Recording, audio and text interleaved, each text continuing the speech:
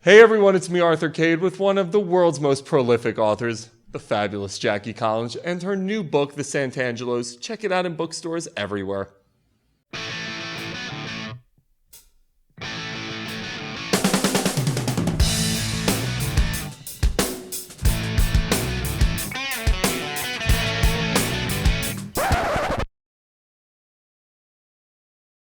Hey everyone, it's me, Arthur Kade, one of my favorite all-time guests, Ms. Jackie Collins. You and I were just talking Yes, we were. about your sister, and I interviewed her, and I was saying how if I was a dame, I would literally have it on my forehead as I greeted Very people. attractive. That would look lovely, Arthur. I mean, there's not much you can already do with this. It would only be downgrade.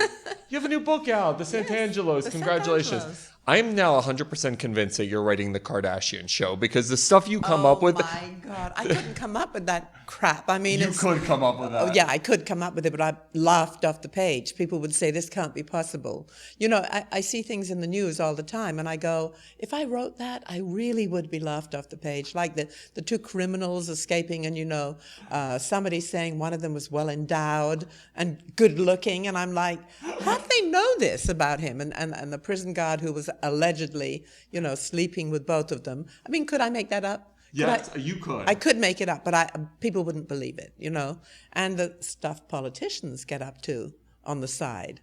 You know, if I had these cheating politicians or politicians who were scamming people all the time, and you know, I make up stories that people want to read, that they have fun with, you know, characters that they love to love and love to hate. I mean, your stuff, it feels literally like a reality show in a book. It's incredible. How do you come up with this stuff? It's mind-blowing to me. I love this character, Lucky, and she's back in the Santangelos. You don't have to read the other Lucky books. There's 8 of them because this stands alone. But you do fall in love with this character because she's a very strong, ballsy, hard-hitting woman who's beautiful, who is smart, who's a great mother, a great wife, and she can do anything. And in the Santangelos, her son is being set up for a murder he didn't commit. Her daughter is becoming the new it girl in Europe. There's a Colombian drug lord who's getting involved. There's a starlet who was a big child star and got lots of DUIs and went the wrong way, and she's kind of trying to get back on top with a sleazy agent. It's all good family stuff. And we're sitting here saying you couldn't write about prisoners escaping and I will. I think I will. I think I have to put in a transgender character. I think you have to take on the Kardashians. I mean, I would love to see your take on the Caitlyn Jenner situation in written form. Well, I know it is a crazy family because they have so much going on, so many different things. And it would be fascinating to write about. But I don't think anybody could top them because they are, you know, topping themselves. Does it, obviously as an author, when you have to create these plot lines, but when you see things like that in real life, it's almost like life mimicking art. How difficult is it to come up with these plot lines? How much time, what's the process for you? It's not difficult for me at all. I have my character. I know that something is going to happen. There's an assassination in this book that is going to drive my readers crazy. And yet, I don't know what's going to happen myself. I sit there with my pen. I write in longhand still. I've told you that before. And the characters just take a life of their own. People say to me all the time, you know, I couldn't put your book down. And I go, that's because I couldn't put it down when I was writing it. I couldn't put my pen down. And it kind of, my characters drive the story. I don't know what they're going to do from day to day. What are they going to do today? I don't know. You live them. It's incredible. Yeah, you really yeah. live them. I live them, and I like the bad characters. I love writing bad characters. I like the good characters. It's all fun for me. It's all passion. And it's not boring because I have to create every day, but my characters do it for me. Is there a pressure? You've had one of the most, if not the most prolific fiction careers ever. Is there pressure with each and every book to deliver something to your fans? Do you ever worry, hey, they might not like this book? Or at this point, is it like, I know they're going to like it? You know, I have to do what I want to do. I did the Lucky Santangelo cookbook, which was something completely different, which I did for the fans, and they absolutely loved it. And then I decided I wanted to write Lucky at 15 to show how she became the woman she is today. So I wrote Confessions of a Wild Child. But I don't tell my publisher what I'm doing. I just say, this is going to be the title of the book. This is vaguely what it's about.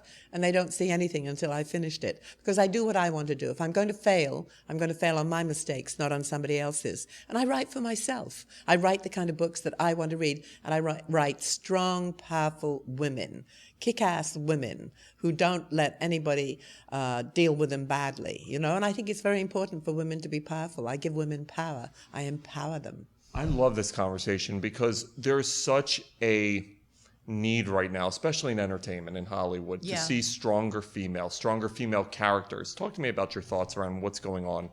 Well, you know, I don't think it's necessary for people who have an incredible amount of talent, like J-Lo, like Beyonce, to go to the Met Ball and be half naked. I think it's kind of weird, you know. They're not trying to get attention. They don't need the attention. They're incredibly talented.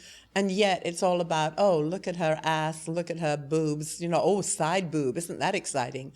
But you're seeing everything now. You need to have a little bit of mystery, I think, especially if you're so talented. Why do you need to do that? It's not like you're a starlet coming up and you need the attention, you know? Your thoughts on Caitlyn Jenner? I'm dying to know what's going on. I think I have to write a transgender character, but it's interesting. I think it's enough already, you know? I think it's been great that she came out and did that, because there's so many suicides by young people who are transgender, and they just don't know what to do. And that's good for them to see all of this. But I think it's going to be too much with the series and everything. I'm worried about that too, because, and I was having this conversation, exactly. She has a place now where she can help people. Exactly. And I hope that it's not mucked up. I hope so too. I hope it's not all about the money and the publicity and trying to go one better than Chris. Because, you know, all the tabloids now, it's all about who's the prettiest, who's got the best legs. What a you know, conversation. I know, it's absolutely crazy. But we live in a world now that everything is the internet and everything is, you know, selfies, and how many selfies can you take a day and how many can you post and how naked can you get. It's kind of crazy, but, you know, it'll turn around eventually. How much does that factor into your writing? So we are seeing such a enormously fast change in times. We're talking about transgender characters. We're talking about high-profile former Olympic champions becoming women. I mean, the world is changing quickly. How much of that is factored into your writing? A lot of it. I'm very kind of up to date on everything. I've told you before, I'm a popular culture junkie, and I watch everything and read everything, and so I know I've got my finger on the pulse, and usually I'm before it happens. And people will read my books, and there's something for everyone in them. You know, all different kinds of sizes, ages, sexual orientation, color. I mean, that's the world that I live in. I see everything, and I want to write about it in books. A lot of writers, you know, who've been writing for a long time, they just write their own little world. But I write the world that I live in and the world that I see. And I want people to have fun when they read my books. I want them to pick up the Santangelos and go, wow, this is a good book. This is a good story. Because I'm not a literary writer. I am a storyteller. I love that distinction. We're also seeing the first female running for president. Obviously, Hillary Clinton's running for president.